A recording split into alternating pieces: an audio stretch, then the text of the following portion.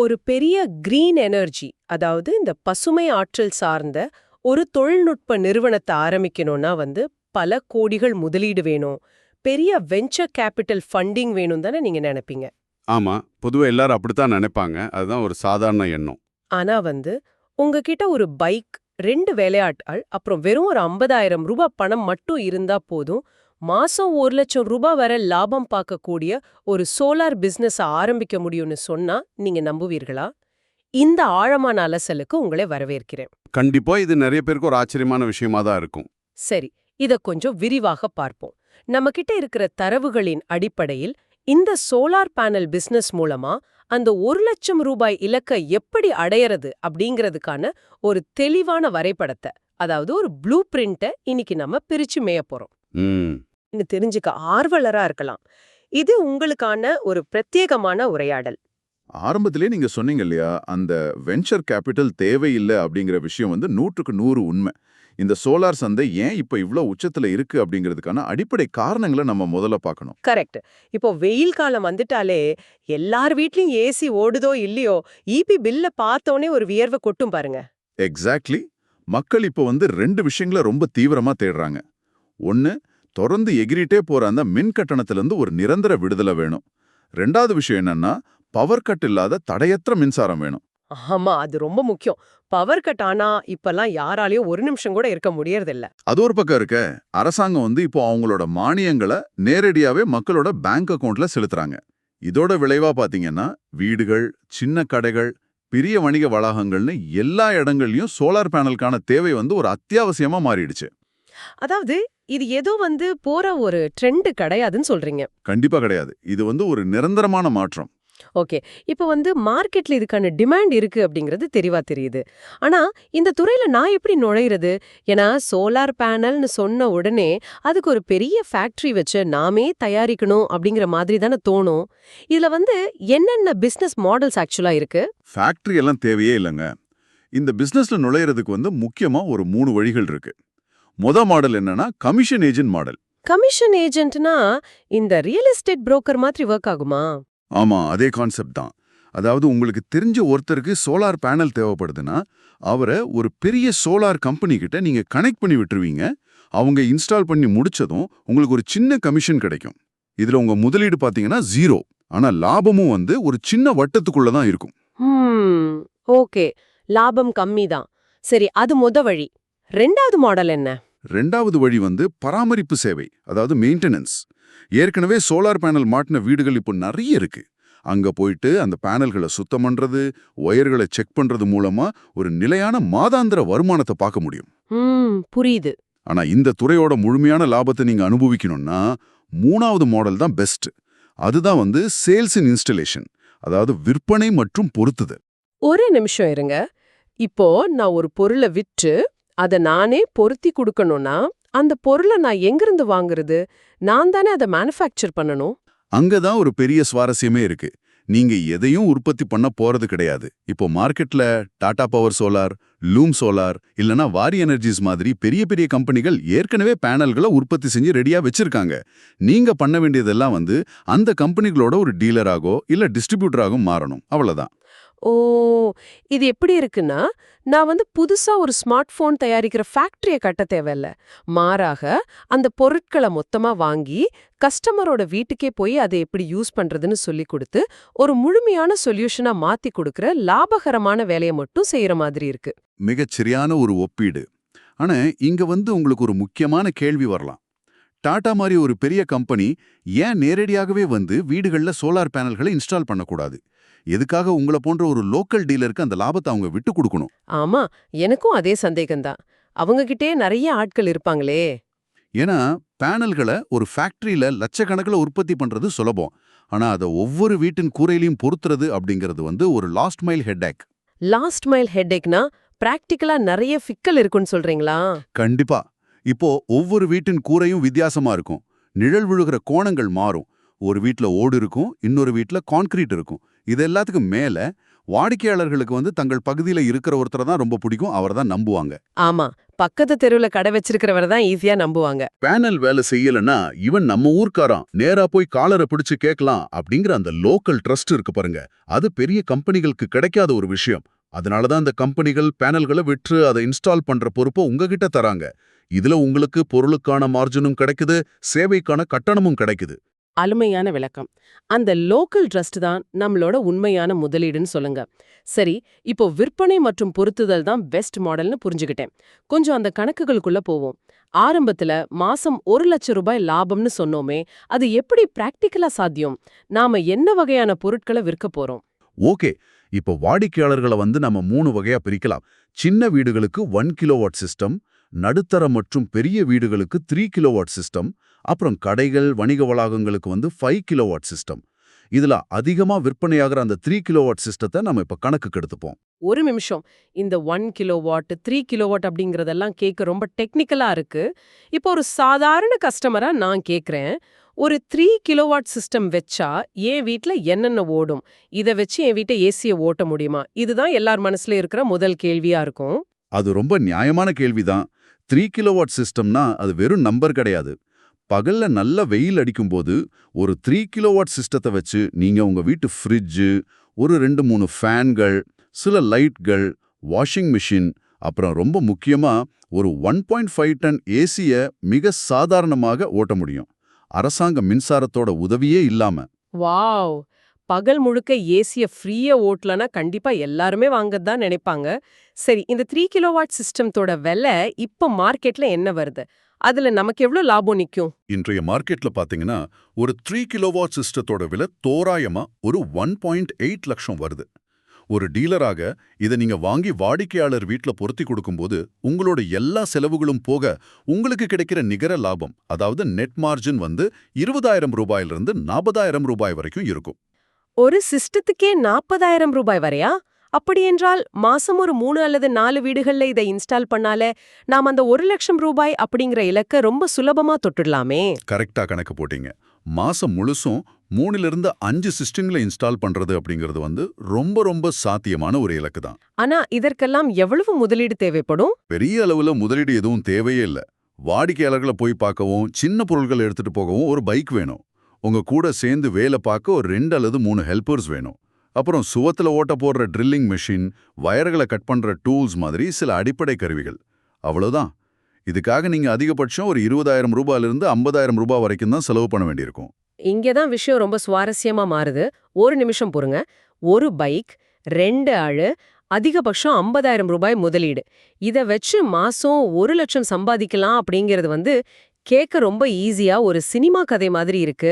நிஜத்துல இதுல இருக்கிற சவால் என்ன? எதுவும் இவ்ளோ சுலபமா இருக்க முடியாதே. இதுல ஏதோ ஒரு சூட்சுமம் இருக்கு இல்லையா? உங்க சந்தேகம் வந்து ரொம்ப ரொம்ப நியாயமானது. எந்த ஒரு பிசினஸும் மேஜிக் கிடையாது. இதுல முதலீடு கம்மி அப்படிங்கிறது 100க்கு 100 உண்மைதான். ஆனா இதுக்கான ஸ்கில், அதாவது திறன் வந்து நடுத்தரமானதுன்னு தான் சொல்லணும். அதாவது உங்க பாக்கெட்ல இருக்கிற பணத்தை விட உங்க மூளையில இருக்கிற திறமைக்கு தான் இங்க அதிக மதிப்பு. அந்த திறன் அப்படிங்கிறது எதை குறிக்குது? நான் என்ன எலக்ட்ரிக்கல் இன்ஜினியரிங் படிச்சிருக்கணுமா இதுக்கு? டிகிரி எல்லாம் தேவையில்லை. ஆனா உங்களுக்கு அடிப்படை எலக்ட்ரிக்கல் நாலேஜ் கண்டிப்பா இருக்கணும். ஒரு வீட்ல சோலார் பேனல்களை எப்படி பாதுகாப்பா வயரிங் பண்றது, இன்வெர்ட்டர் எங்க வைக்கிறது அப்படிங்கிற புரிதல் அவசியம். அதை விட முக்கியமானது என்னன்னா, நீங்க கஸ்டமர் கிட்ட எப்படி பேசுறீங்க அப்படிங்கிறது தான். ஆமா. ஒரு வாடிக்கையாளர் 18,00,000 ரூபாய் செலவு பண்ண போறாருன்னா, அவர் அவ்ளோ சீக்கிரம் பணத்தை எடுத்து கொடுத்துற மாட்டார். 1000 கேள்விகள் கேட்பார். சரியா சொன்னீங்க. மழை காலத்துல இது வேலை செய்யுமா, ரிப்பேர் ஆனா யாரு பொறுப்பு, என் கூரையில இது எவ்வளோ இடம் பிடிக்கும் அப்படின்னு அடுக்கடுக்கா கேள்விகள் வரும். அவங்களுக்கு பொறுமையாகவும் டெக்னிக்கலாகவும் நீங்க விளக்க வேண்டியது உங்களோட பொறுப்பு. அதுக்கப்புறம் ஃபைனலா இன்ஸ்டாலேஷன் பத்தின முழுமையான புரிதல். பேனல்களை எந்த திசையில வச்சா, எந்த ஆங்கிள் சாய்த்து வச்சா அதிக சூரிய ஒளி கிடைக்கும் அப்படிங்கிற நுணுக்கங்கள் தெரிஞ்சிருக்கணும். தப்பான திசையில பேனலை வச்சுட்டு கரண்ட் வரலைன்னா வாடிக்கையாளர் உங்களை தான் வந்து கேட்பாரு. தெளிவா புரிஞ்சுக்கிட்டேன். ஆஹா, இது வெறும் ஒரு பொருளை வாங்கி விக்கிற வேலை மட்டும் கிடையாது. வாடிக்கையாளருக்கு ஒரு முழுமையான சொல்யூஷனை, ஒரு நம்பிக்கையை கொடுக்கிற வேலை. நம்மளோட முதலீடு பணமா இல்லைனாலும் அது நம்மளோட அறிவாகவும் பேச்சாற்றலாகவும் இருக்கு. சரி, நான் எலக்ட்ரிக்கல் வேலைகளை கத்துக்கிட்டேன், அந்த ஸ்கில்ஸையும் வளர்த்துக்கிட்டேன், என் வீட்டு ஹால்ல சோலார் பேனல்கள் அடுக்கி வச்சிருக்கேன். ஆனா கஸ்டமர்ஸை எப்படி பிடிக்கிறது? யார்கிட்ட போய் இதை விக்கிறது?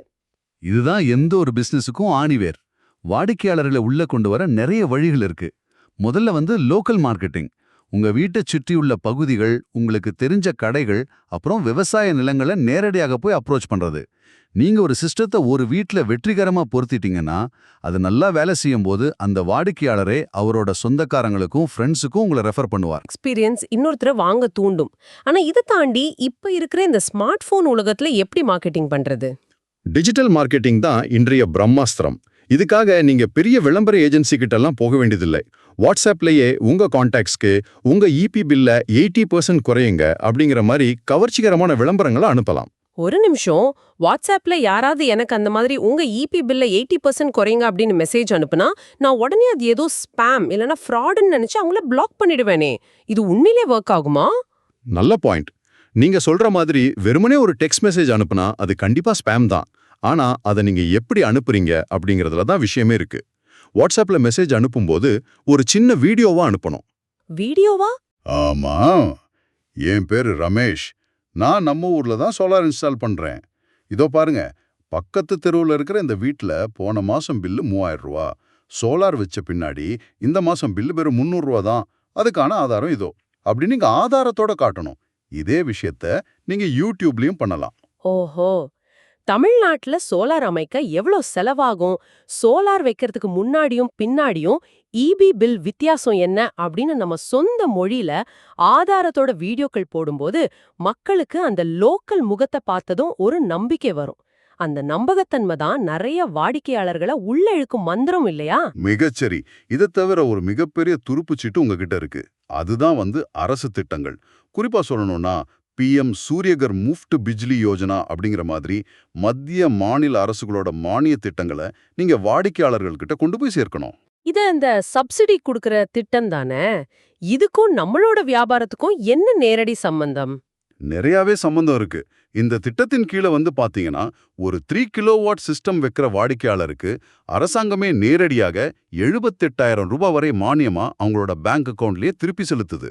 அட, 1.8 லட்சம் ரூபாய் செலவாகிற இடத்துல 78,000 ரூபாய் மானியம் கிடைக்குதுன்னா வாடிக்கையாளரோட செலவு பாதிக்கு பாதி குறைஞ்சிடுதே. இது எப்படி இருக்குன்னா, இந்த PM சோலார் திட்டம் பத்தி வாடிக்கையாளர்கள்ட்ட சொல்றது அரசாங்கத்தையே நம்ம பிசினஸோட ஒரு மார்க்கெட்டிங் பார்ட்னரா மாத்துறதுக்கு சமம். கஸ்டமருக்கும் பணமும் மிச்சமாகுது, நமக்கும் பிசினஸ் நடக்குது. 100% உண்மை. அந்த மானியம் அப்படிங்கிற வார்த்தையை கேட்டதுமே வாடிக்கையாளர்கள் உடனே சோலார் வாங்க சம்மதிப்பாங்க. இப்போ இதெல்லாம் புது இன்ஸ்டாலேஷன் மூலமா வர்ற அடிப்படை வருமானங்கள். இதை தாண்டி இந்த பிசினஸ்ல கூடுதல் வருமானம், அதாவது எக்ஸ்ட்ரா இன்கம் பார்க்கறதுக்கு நிறைய வழிகள் இருக்கு. எக்ஸ்ட்ரா இன்கம்னா வேற என்ன பண்ணலாம்? நீங்க பேனல்களை இன்ஸ்டால் பண்ணும்போதே அதோட சேர்த்து ராத்திரியில கரண்ட் கிடைக்க பேட்டரிகளை வைக்கலாம், இன்வெர்டர்களை வைக்கலாம். இது எல்லாத்துக்கும் மேல ரொம்ப முக்கியமான ஒன்று இருக்கு. AMC, அதாவது ஆனுவல் மெயின்டெனன்ஸ் கான்ட்ராக்ட், வருடாந்திர பராமரிப்பு ஒப்பந்தம். அந்த AMCல அப்படி என்ன பெரிய லாபம் வந்துட போகுது? சும்மா பேனலை தொடச்சு விடுறது தானே வேலை. அது சாதாரண வேலை கிடையாதுங்க. இதை நீங்க இப்படி யோசிச்சு பாருங்க. ஒரு கார்ல எப்படி கரெக்டான டைம்க்கு ஆயில் மாத்துறது முக்கியமோ அதே மாதிரி தான் சோலார் பேனல்களை பராமரிக்கிறதும் ரொம்ப முக்கியம்.